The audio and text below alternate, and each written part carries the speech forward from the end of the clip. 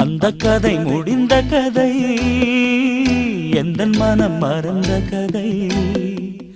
என்ன செய்ய விடுகதை போல் என்னுடைய பிறந்த கதை. காலங்கள் தான் போன பின்னும் காயங்கள் ஆறவில்லை, வேதனை தீரவில்லை. சொல்லிவிடு வெள்ளி நிலவே